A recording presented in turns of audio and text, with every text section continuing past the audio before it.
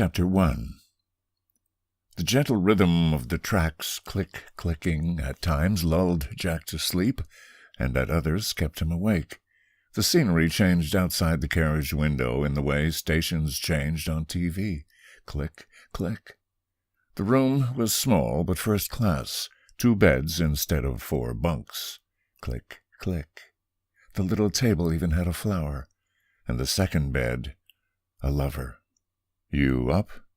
"Do I ever sleep?" "Believe me, you sleep." Valeria threw a pillow at him. "I don't snore." "How do you know?"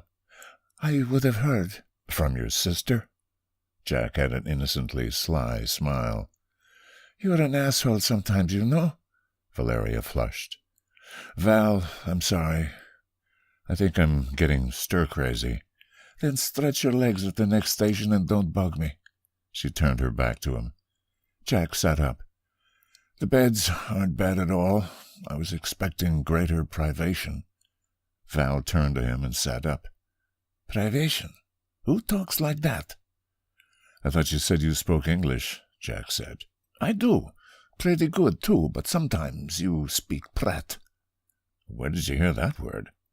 "The ticket office. Lots of English and Aussies." "I'm jealous of how quickly you pick up languages. Why didn't you become an English teacher?" "You're envious, not jealous. And I didn't because there's no money in it, and we already have too many teachers. Why didn't you become an investment banker? You with your fancy MBA."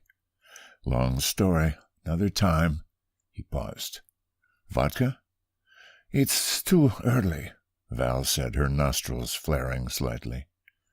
"I thought all Russians could drink vodka," Jack said. "Yes, and they die before they turn 50. Jack poured himself a 1-inch shot in his coffee mug. "I'll take my chances." He paused. "I've been looking at the map and the train schedules. I don't see anything that takes us up to where we need to go." She was silent, head lowered just enough to shield her eyes. "Val?"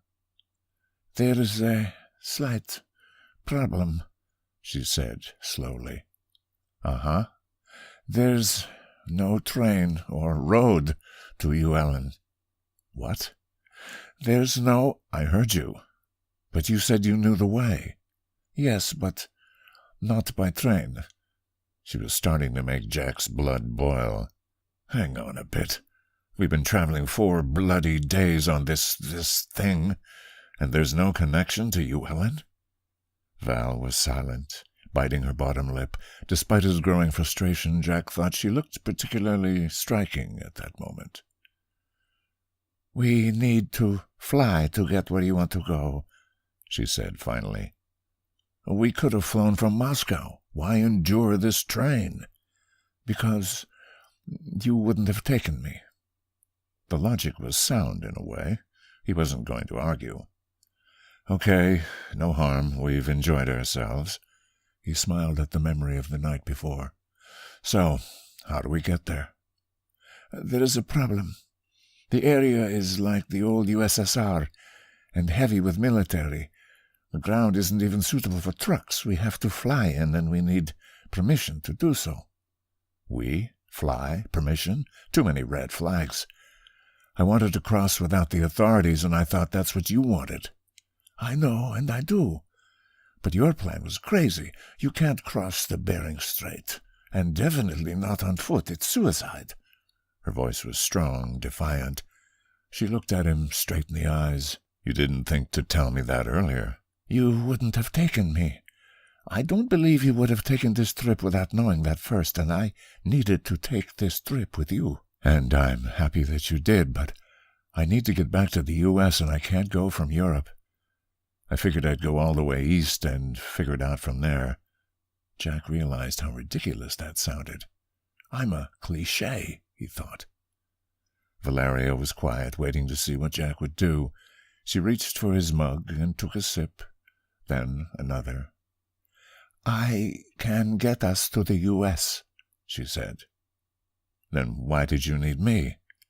"I don't have the money, and I thought maybe you'd share your plan with me during our trip. I assumed you had one." Jack took a sip and handed the mug back to her. He smiled. Okay, so what's the plan? I wouldn't turn on a computer, much less open the internet without operating through an encryption service. Jack Harding said it casually, but was dead serious. He hadn't stayed alive these last 10 years as a wanted man by luck. If spam can find you, anyone can find you. Aren't you being just a little bit paranoid? Valeria Polzin was rubbing a towel against her head, knowing it would take an hour for her hair to dry. The rest of her was wrapped in another towel. Men are so easy to manipulate if you're prepared to have sex with them, she thought. When you turn on your computer or phone, it searches out connections with the network. It's like starting a bonfire in the middle of a starless night if there's anyone around. You'll be noticed. Okay, Mr. Bond, she said, smiling. She could see that Jack had forgotten about any deceptions. But I don't know how else to contact him. I don't have a phone number, and it's been years since I've seen him. And I don't have a computer here. I have a phone. You can use that, she said. But there's no security on it. Get over it. This guy's our best chance. Jack thought about it. He didn't like it. It was rushed, and he was developing a sense of something inside him, a warning. Val wasn't telling him something he knew. Maybe he should just disappear in China or Mongolia for a while. Finally, he shook off his anxiety and took her phone. What's the address? Okay. Name? Okay. Message sent? Now we wait. Vodka? Andre was escaping the madness of the house by retreating into the garage. He was to prepare the propane cylinders for the barbecue and fill the small stainless pots with a special lighting fluid for the warming trays and fondues. It wasn't hard work. The garage was detached from the house and only a couple of dozen paces from the front door. The propane was stored along the back of the garage outside. Checking was just a matter of retrieving and putting the cylinder in the backyard where the barbecue was located. The tricky part was the fluid. It was a very fine, light fluid that was flammable, but not in the way gasoline or propane would be. It burned slowly, with a blue flame. He rubbed it between his fingers to get the feeling of it. Sitting on an empty paint can near the wall of gardening tools, Andre began filling the little pots. Each had a lid that could be adjusted, allowing more or less fluid access to the oxygen it needed to burn. He carefully poured the fluid in, put on the lid, and set it outside on the concrete floor. It was important that he didn't spill any. After he'd done his fifth pot, the house party burst into his garage sanctuary. Doran, Nicky, and Vlad each had a girl on their arms that Andre didn't recognize. They stumbled a bit on the door's threshold as they walked in. A handful of children followed them. "Is the chocolate hidden in here, Uncle Nicky?" a little voice said. It belonged to the grandchild of the owner of the house, who was currently in prison. Only a short stay, but he was missed.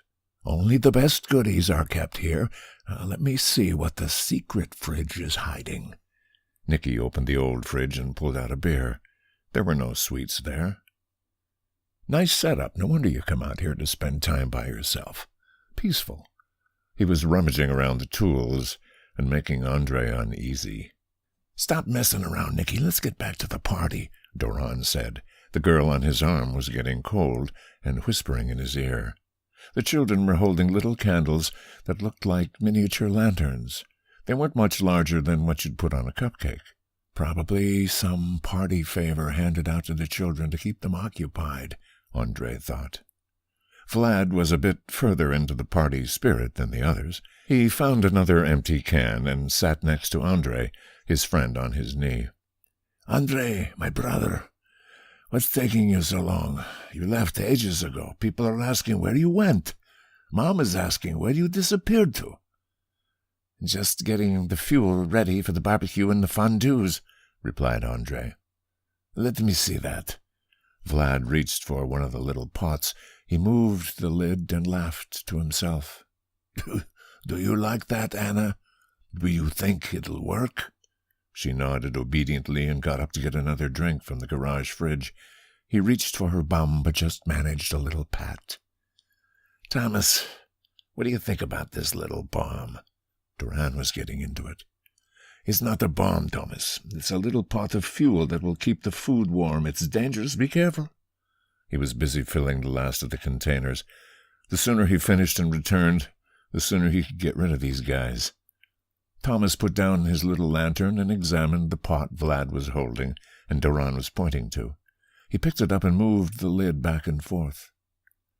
"What else does it do?" No one answered, because at that point the lantern must have lit the spilled fuel, and a blue flame started glowing faintly from the concrete floor. It was a small disaster, easily fixed with a foot or a bit of sand. Instead, the girls let out a shriek. Andre couldn't remember if it was in fear or excitement. Vlad leapt to his feet and located the fire extinguisher. He pulled the pin and began spraying everything and everyone with the white powder. It was an industrial-grade fire extinguisher liberated from one of the government offices Val protected during his day job. The room was covered before the little blue flame was remembered and extinguished. "What the hell, Vlad?" Andre didn't want to breathe or talk with all the fire retardant in the air. Worst of all, he didn't like the sudden movements. In return, the others were laughing and cackling like the drunks they were. The girls began to twirl to maximize their exposure. Vlad turned the nozzle on himself to ensure coverage. The little boys laughed and screeched after they realized it was safe, and when they saw the adults enjoying themselves. Only Andre fumed. "Let's get a picture," one of the girls said. It was Anna. She was laughing and stomping her feet, bent over with the scene. She pulled out her phone and directed all of the parties to stand together so she could take a picture. "This'll be our Christmas card this year," she howled. Andre looked at the mess. The white covered the fridge, the gardening tools, the workbench, the vise, everything. "You know, this'll take me forever to clean up," he said to no one in particular. "I'll help you, Andre," Vlad said sincerely, "but not today. Today we party." "Don't you think we should stay sober long enough to see him arrive?" Andre asked. "Dad would take it as an insult," Doran said. He was already outside and wanted to be part of every conversation. "Dad'll just be happy to be home," Nicky said, "and I don't think his mind will be on that anyway." He pulled his girlfriend closer, a little rough, and gave her a long kiss. She obediently kissed back and moved her hands onto his, which had grabbed her front. The children had run back into the house as soon as the picture was taken. They wanted to show everyone inside how much fun they were having with their cool uncles. "I'll be happy to see him back in one piece," replied Andre. "I won't believe it until I see it." "Enough of all this misery," Vlad said. "Let's get back to the house and enjoy ourselves. Do you need any help?" "I'll take the fondue pots. You and Nicky can take the propane to the barbecue. Thanks." "With pleasure, Andre. With pleasure," said Vlad. They all made fun of Andre because he was the youngest, and they still protected him, too. Amidst the jostling of bodies, Andre felt his phone vibrate. He put down the fondue pots and looked at his phone. It was a message from Valeria. She needed to see their father.